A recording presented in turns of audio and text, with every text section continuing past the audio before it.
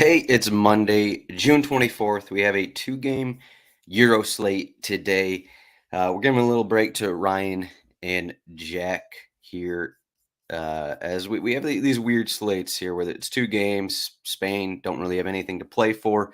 Yesterday, kind of similar situation, but Germany didn't rotate. It was a little difficult, a little bit of a difficult slate there. Uh, but we have Spain and then Italy. Spain against Albania, Italy against Croatia. I'll be getting a little bit into that. Not gonna go too in depth. This isn't gonna be a 40-minute solo show talking about these teams because again, we're not certain what these lineups look like. We're not even certain what the Italy or Croatian lineups are gonna look like either. But I'm gonna write a few words and I'm gonna do this video. Maybe we'll do 20 minutes or so. But rotowire.com/soccer trial, 48-hour trial to get the cheat sheets. Once the lineups are up, they'll be in the cheat sheets. And if people keep out here and there, they keep asking about the set piece takers. Just use this article. It's right here. It's pretty much always on the front page here during the tournament. We update the set piece takers throughout all the games, so you can see all the numbers for the set piece takers. Though that may not help entirely for Spain today, but I'll talk a little bit about Spain set pieces here as we get going. But here are the cheat sheets. Here are for the two gamer. Here are the expected lineups. Here are the odds. So Spain, even though with rotation, 65% chance to win. Biggest favorite by a decent margin here. And then Italy, Croatia, expected to be a little more defensive, 2.40 implied goal total. Albania projected 0.8 goals, which kind of makes sense. Spain have been pretty much crushing opponents, but how much are the rotation matter here?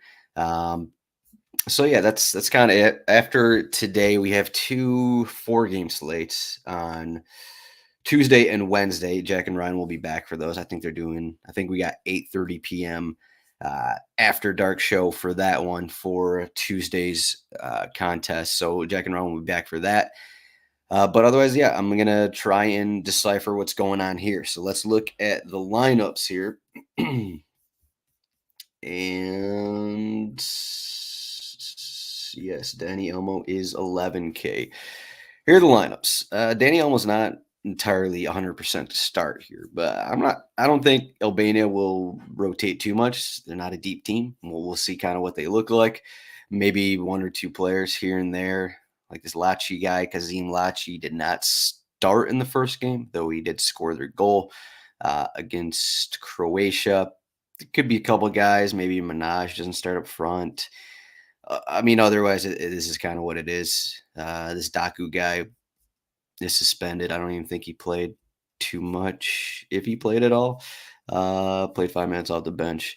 But otherwise, not much. Albania at rotation. Spain, 11 new guys here. This is kind of what the talking point of the entire slate's going to be, and which kind of makes talking about the slate a little difficult here. So David Raya in net, Grimaldo left back for Cucurella. At center back, I guess Nacho's in here. Probably not going to be Laporte again because he wasn't completely 100%. I'm getting into the weeds here about who's actually going to start at center back for Spain. So Vivian, Laporte, Lenormand, and Nacho are their 4 center backs. Again, doesn't really matter too much. Vivian hasn't played yet. Athletic Club center back. Jesus Navas at right back. The bad part here for Jesus Navas, for some reason, unclear reasons, I don't think he's played as a wing back a ton lately, but he is listed as a midfielder. So crossing Jesus Navas, 5,300 midfielder, which is kind of dumb. If he was a $5,300 defender, that would probably change a few things here. But Grimaldo is 6,800 as a defender. Personally, kind of taking me off of him a little bit, but maybe we'll get there. In the midfield, so Rodri is suspended. So Zubimendi is basically going to play that Rodri role. He's going to be a little more defensive than these other guys. He is basically the only like replacement for Rodri. These other guys aren't as defensive, kind of in that central midfield role there. Mikel Marino, Danny Elmo, So Alex Baena is another option to start. And I think it's almost 50-50 between Olmo and Baena. Baena, I think he started a game in the friendlies. It is definitely something to keep an eye on. Fermin Lopez, also an option. So even though we have the rotation, there are other guys who could rotate in. So it's Ben Pedri, Rodri, and Fabian Ruiz. Zubimendi probably going to get the start. And then we'll see about Marino and Olmo. The other options again, Fermin Lopez, Baena, all those guys could probably get in eventually as well. Maybe the regular 11. None of those guys even come in. Maybe it's some of these other guys that enter off the bench at 45 at halftime or something like that. So that's another thing you got to worry about with Spain. You got 11K Dani Olmo. Maybe he's only going to go 45 minutes or something like that if he starts. So that's just another worry that we have with some of these players. And then in the front, so Nico Williams, Murata, and Lamine Yamal will be dropped. It could be Hasselu here, Yoselu. So the other option would be Oyarzabal would actually play as the number 9 if it's not Joselu. And the other option would be Ayose Perez is also an option. I think Ferran Torres is pretty set to start. These other guys, maybe not as much. Oyarzabal and Joselu. Dani Olmo could technically start in the front 3 as well. So that's kind of what we're looking at. Ayose Perez. Like these guys, Joselu, and none of these guys, I guess, are really guaranteed for 90. If this is what we get, I'd say if this is exactly what we get, we may have, Jesus Navas, is he going to play 90? I don't know. But maybe these 5 players here, maybe these are the 5 subs. So basically the 5 most attacking players, maybe those guys are the ones who get subbed off here. I think that could be most likely. Zubimendi maybe in that mix as well. But again, he is the Rodri replacement here, and maybe one of these fullbacks go out early. But it's not like they need to give Carvajal or Cucurella more minutes, and they don't have any other. I'm looking through the rest right now. They don't have any other fullbacks, so it does seem like these are the 5 guys who will sub off for Spain. So if you're gonna take that route of worrying about minutes, Croatia, we'll see how they look. So Perisic started at left back in that last game. Wasn't great in the first half, and then I think he ended up getting assists, or he ended up just looking a little better in the second half, kind of like Croatia in general. Croatia were outplayed by Albania in the first half, and then they kind of turned things around a little bit. Pretty much after Lavro Meyer was subbed off, which is again going to be another talking point for this slate. Unfortunately, that'll be something. So here is how I feel about this situation. If Lavro Meyer starts again, I would not want to play Luka Modric. He's completely off the board for me. Modric, if Lavro Meyer is starting, if Meyer is not in there, and it's like Kramaric, Meyer, or not Meyer, Budimir, any of the other itches here. Any of these guys really could start. Pasalic, I think Pasalic is the one who came on for Lavro. Perisic technically could start in the front 3 as well, and then you have Borna Sosa playing left back instead. So there are ways to go around that. Or Vardiel played at left back in their first game. Even Nusic is also a guy who could play in the front 3. I bench Brozovic here. I think he also came off at halftime in Croatia's last game. His best days are behind him. I'm not sure he's actually helping much for Croatia. So I thought he'd be benched in that second game. He was not, but maybe this is the match for where he gets benched. So this is a weird situation because it could have been argued Meyer looked like maybe Croatia's best player in the first half against Albania. Then he was dropped, and they came back and actually won. So maybe something's going on there where he's not connecting with his teammates, or he got in a fight with his manager. Either way, just an annoying situation, because I think I was 100% on Lavro Meyer in that first game. Came off at 45. Then Modric was the one who was pretty much on all set pieces, or the majority of set pieces, finished with like an 11-point floor eventually because Croatia had to push. They're down a goal to Albania, and then they pushed for a couple goals. Then Albania got that late equalizer. Italy, we have some questions here. This is pretty much what's been going around in the Italian media, with some weird changes, like Cambiaso playing in a more attacking role, Retegui up front. Scamacca hasn't really been cutting it, so I think that makes sense to a certain extent there. Darmian maybe getting the start over DeMarco. I'd say it's about 50-50 right now. DeMarco's dealing with a bit of a calf issue. So if DeMarco's good to go, he'll start. If not, it's been rumored Darmian is going to be that left back there. So, I mean, you could look at it like maybe it's more of a 3-4-3 where you have Darmian, Calafiori, Bastoni playing as the back three. And instead of DeMarco being the one getting a little higher up, maybe Di Lorenzo is going to be the one getting a little higher up in this group. And then you have, I don't know, Cristante, Jorginho, Barella. Maybe you have, I guess you have Chiesa playing on that other wing there. And then maybe kind of more like a front two. I don't know. This is kind of a weird lineup, but this is kind of what's been going around Italian media. I talked to our Italian expert, and that's kind of what he said. He didn't agree with it either, but that's kind of what's been coming out a little bit. There might be some changes, but that is just what the rumor lineup is. So now that we've kind of discussed lineups a little bit, how are we gonna play this? How are we gonna play this Spain team here at DraftKings is the big question here, and I don't know. I don't know what we're gonna do here. So if we look at set pieces, I'm not sure how much they matter for Albania. We'll get Aslani, Asani, Bajrami will get the usual, for their three corners or whatever they're going to get. As Spain is also another, they're going to take short corners, and they're also going to split corners between four guys probably. So in qualifiers, Ferran Torres actually led Spain in corners. I think Oyarzabal was behind him. And then, but a lot of those games, like Dani Olmo he's pretty much constantly hurt. So it's hard to take all of his numbers into the equation. So if we take this lineup, probably the set pieces will be Torres, Oyarzabal, Dani Olmo. And if Baena's in there, I think there's a game in qualifiers where Alex Baena actually took all of their corners in one of their qualifying matches. You can double check that if you want. It might have been their one of their two friendlies before the tournament actually started. Baena, I think he took like 8 corners in a game. So if Baena starts, maybe he's in play to just take all set pieces for Spain.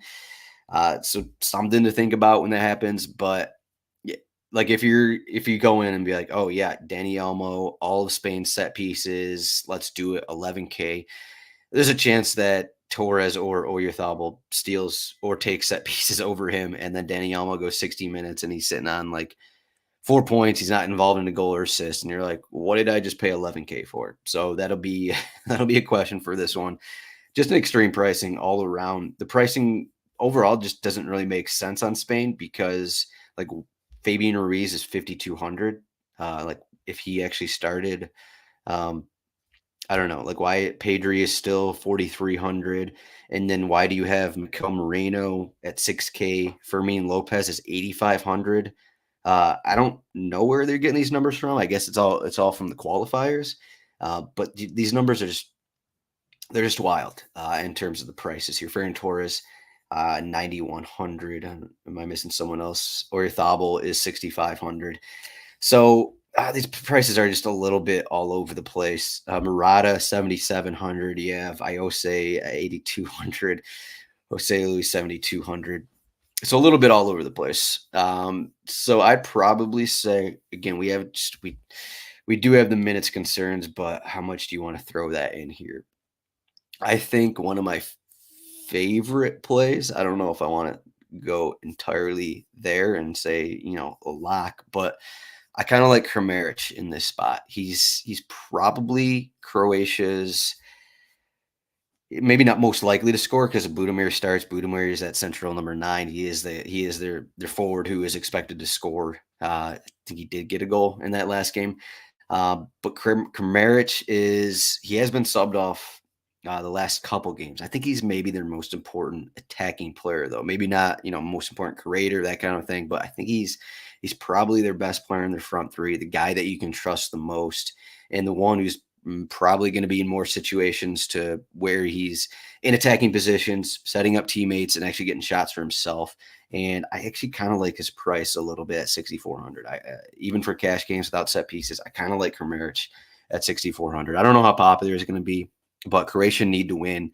And this is a weird game in that I don't think neither Croatia nor Italy have actually played well in this tournament.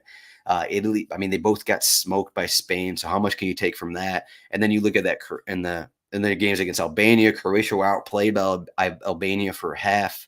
And then Italy, they allowed that early goal. They got 2 goals back. And then, I mean, they controlled a lot of that game against Albania, but they don't look great by any means.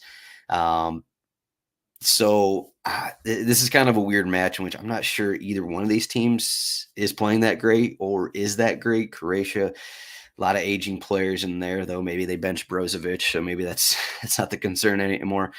Still Perisic back there at left back. So Croatia need this more, though. So I think there's a situation where it can be a little more defensive look from Italy. And they try to get a little more on the counter. It's like Croatia had more possession than Spain. So if they play like that, we could see like Croatia 60% possession, and they're just in this position where they have more of the ball. They're getting out the opportunities, but maybe they're not scoring. And Italy try and go off the counter a little bit. So I kind of think that's how that match is going to go. Probably going to bet Croatia corners. I haven't looked at those odds yet. Race to 5 corners, something like that. I just think neither one of these teams have been really that impressive, but 6,400 Kramaric in a fairly even match where Croatia need it more, I think is pretty good. You could look at any of these Spain guys here at forward as well. I'd probably, I mean, it's really tough, but if you look at, let me go through these Spain guys again at forward at least. All right, accidentally hit the back button there, but looking through these Spain forwards here, I actually just because he's cheaper, but if Oyarzabal starts, he's 6,500. So why is Ferran Torres 9,100 and Oyarzabal is 6,500? Both in play for set pieces as well. So it's just situations like this where maybe you kind of want that extra 2.6K in your lineup. Are we getting a Danny Elmo? Probably not. You're gonna have to punt a few spots here if you're paying up for 11K Danny Elmo, who is in play for 60 minutes, in play to not even take any set pieces. So I'd say you're looking at Torres and Oyarzabal is probably my choices, and then if Ayose or Joselu starts, neither one have much of a floor. You're basically playing for a goal in terms of those guys. That's kind of my thoughts at forward. Let me look through the Albania guys. Albania, whatever. They're all really cheap. I'm not going to play Broja. Asani, what do you get the assist last game? He hasn't gone more than 70 minutes either of the 2 matches. I mean, you could look at Asllani in the midfield because of set pieces going 90 at a decent floor in the prior games. He'll probably actually be kind of popular. I guess when looking at this game, so Spain rotating a bunch, is that going to drop their level of play? They've been dominant in the first couple matches. If this was Spain's A squad, where they're probably going to just control possession and allow like 5 shots against Albania, I probably won't even consider any Albania guys. But when you're down here so cheap, you're getting set pieces from Albania. They're still going to be pushing. Like they still have a chance in this tournament. Bejrami, 3,500. Asllani, 3,700. It's not the worst thing. I mean, these are prices that are down there. So if like you go Omo, if you want to play Omo and play Asllani, go for it. I've seen worse strategies, but maybe Spain's B squad means they aren't as great in possession. You take Rodri out of the midfield. Everyone argues he is maybe one of the best players. Or he is one of the best players in the world. So you remove all these guys from their midfield. And maybe Albania gets a few more chances than Italy did, kind of thing. Maybe they get a few more corners than Italy did. So it's not the worst idea to play these Albania guys. As for the other game, I'm looking at midfield now. just looking at even at forwards, so Chiesa 7,900. Uh, I don't know. Retegui, if he starts, good luck. There's just not a ton here. It seems like every one of these slates, like there's not a ton here at forward that I like. That's kind of why I like Kramaric a little bit. I might even just play him in every one of my teams because I think this is a great Kramaric. Maybe not a great spot, but I think just looking at the other options that we have, Kramaric just stands out to me more than these other guys. Like, why are we paying 7,900 for Chiesa and Kramaric is 6,400? Skamaka, he's not going to start. Skamaka's 8,800. Come on, like what are we doing here with these prices? Unclear where they got these from. A lot of people, I guess, I have to mention Modric here. That's going to be a discussion. 6,300. Again, I said probably not going to play him if Laverne Meyer is in the starting 11. But if Meyer is not in there, he subbed off at halftime in that last game. Modric was on, I believe he's on all the set pieces. 6,300, not very expensive. Probably going to go 90. Probably going to be tired. I don't know. I think he's gone 90 in the prior games here. I think it's a tough play just because, okay, he went 65 against Spain because that was kind of a difficult game here. But this is a must-win spot. Modric, 6,300. You don't want to be in a spot where it's like, okay, Croatia are pushing for the final 20 minutes. Modric, even though he's dead tired, he's taking all these set pieces. He's crossing in all these balls, and he gets another 11, 15-point floor, whatever it is. We kind of saw that with Tony Cruz yesterday, 17-point floor. Maybe not the same situation per se, but I think it's in range to where you're in a situation where maybe you don't want to play Modric, but he's going to be around 50% probably. And he is a possibility to be 10 plus points on a floor. So that is worrisome. Perisic 5,700. Tough. I think he'll get. He was looked at in that prior game. Obviously, you want to look at lineups as well. Is he playing left back again, or maybe he's going to be in a front three? For Tacey, if he starts 7,600, these Italian guys are kind of expensive. Pellegrini, if he starts, I don't hate it.